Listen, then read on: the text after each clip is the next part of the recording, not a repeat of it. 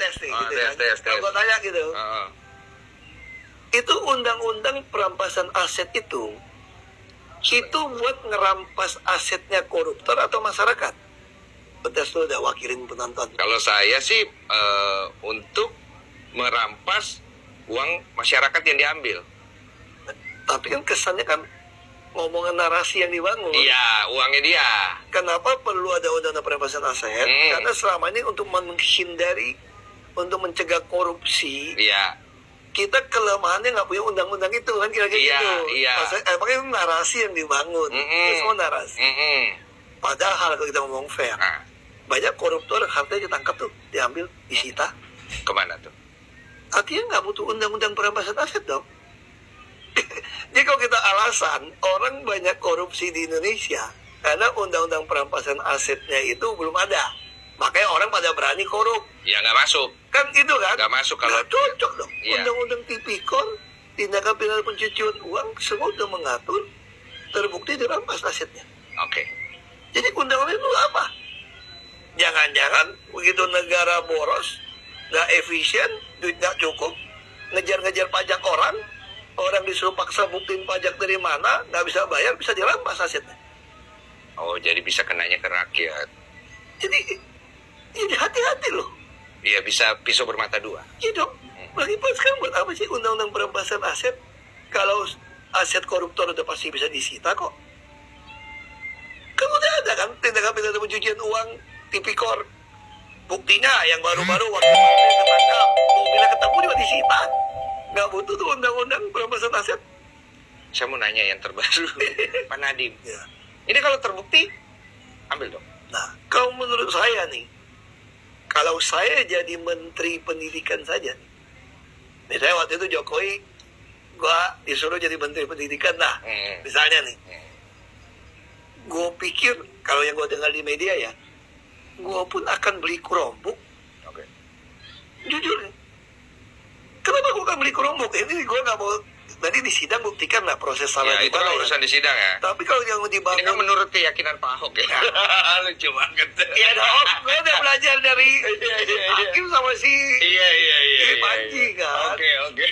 Nah, maksud gue ngomong gini loh. Kenapa gue bilang gue akan beli Chromebook juga? Sama dong. Kalau soal pengajian gimana gue nggak tahu lah. Itu tadi kita dengar di sidang ya. Iya, itu kan secara proses Tapi administrasinya. narasi yang dibangun seolah-olah Salah beli. dia salah kebijakan maksa beli Chromebook. Yang gak gue tangkap ya. Ya, itu Mungkin- narasi yang kebangun kan. Mungkin gue salah ya. Ini menurut keyakinan gue. Ini menurut keyakinan gue. Iya. Ya mudah-mudahan Panji jangan ditangkap lah. Dia gue aman gitu. Kalau Panji kena kok kena bahaya gitu. Kena juga. Menurut keyakinan gue. Oke. Yang gue baca-baca berita gitu kan. Iya.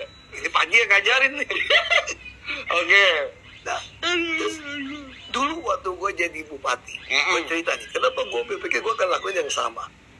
Lu bayangin ya, ada ratusan sampai ribuan guru mau ujian sertifikasi. Lu sewa tempatnya ada berapa duit? Bisa 2-3 hari makan konsumsi, kau pakai hotel supaya nggak pulang, itu udah berapa duit? Belum lagi kita nggak tahu nih, dia KKN apa enggak tuh sertifikat. Iya. Iya dong, tiba-tiba ada sistem yang dikeluarkan Yang lebih. yang ada Google Education nih, kita sebut nama Google lah. Ada sertifikasi Google Internasional. Lu jam berapa ngetik, kita sebagai kepala sekolah atau pejabat, bupati apapun, kita bisa tahu nih kapan dia belajar itu guru, sertifikatnya lulus apa enggak, dan ujiannya cuma kalau nggak salah $10 seumur hidup nih. Seumur hidup nih. Terus operating sistemnya, kalau dulu kita pakai yang beda ya. Aduh, gue paling sebel loh jadi bupati sampai jadi gubernur. Tiap tahun pengajuan beli laptop baru. Kenapa? Karena speknya nggak bisa menjalankan software yang baru. Lah ngapain dibeli yang kemarin? Nggak mau dong. Iya. Terus bayar kan? Tiba-tiba keluar namanya Chromebook. Sekali bayar beli satu alat, kagak bayar lagi seumur hidup. Terus sertifikasi Google Education 4 tahap. $10.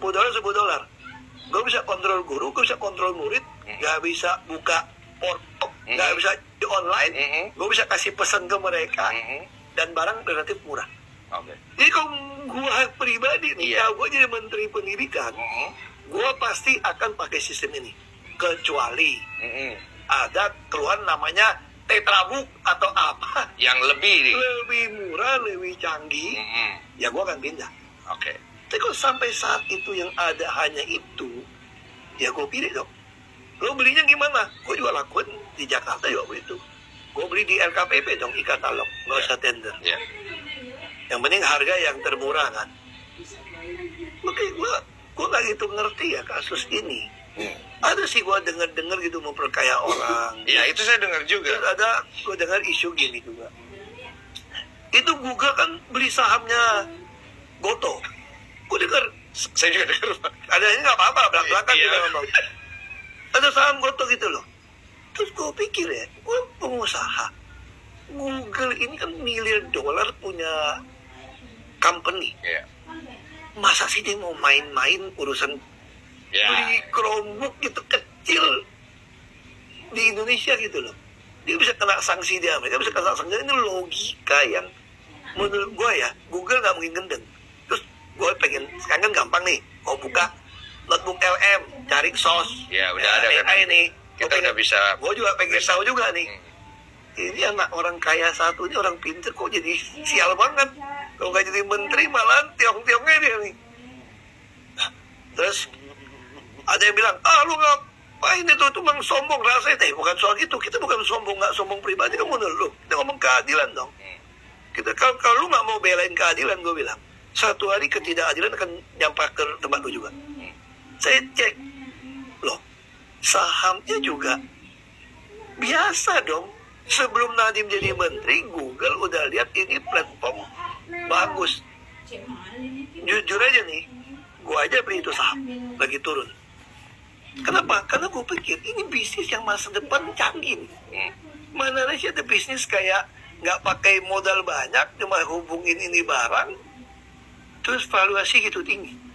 Walaupun dia nggak bagi dividen pun, kalau ini semua normal nih, akan terus naik nih. Mana ada platform jual beli yang gitu hebat, bisa kepikir. Nah ini orang Indonesia yang pikirin loh. Iya. Tokopedia sama Gojek ini orang Indonesia loh. Iya. Anak Indonesia. Ini kan unicorn yang hebat banget nih. Iya. Nah gua aja kalau dia turun terus 70-an, gua beli. Iya. Jadi kalau sebuah perusahaan besar secara normatif ya, lu udah beli saham sebelum Nadiem jadi menteri nih. Tiba-tiba sahamnya dari IPO 200-an terus unlock sampai ke 60-70. Apa yang dilakukan oleh perusahaan? Beli lagi dong. Harus begitu kan Iya, logikanya. dia baik-baik. Nah, kalau saya sih melihatnya itu, Nadiem sih nggak dapat untung. Dia jadi hilang kaya kok. Karena itu harus tersanjung kan. Beda kalau dia jual saham dia gitu loh. Oh, jadi penangkapan Pak Ahok sebenarnya kalau narasinya ke sana Nggak sebenarnya cocok. nggak masuk nih. Kecuali Nadiem, misalnya ya, waktu dia jadi menteri nih, Iya. Goto saham tuh betul-betul dari IPO 200 jadi 500. Dan dia paksa Google beli. Iya. Misalnya gitu ya. Iya. Itu kita bisa curiga. Udah beli terus Nadiem jual lagi sahamnya. Langsung ambil untung gitu loh. Iya. Ini kan turun, bos. Nadiem aja ikut kehilangan kekayaan kok. Ini logika. Iya. Saya nggak tahu nih. Ini keyakinan Pak Ahok nih. Kan keyakinan jaksa beda lagi, Iya, Bos. beda lagi. Keyakinan Keyakinan hakim jaksa bisa beda lagi. Ya Ya kan udah. yang memutuskan tetap nanti Itu namanya, hakim. namanya toleransi dong. Iya. Kita beda keyakinan bisa duduk bareng namanya toleransi. Toleransi.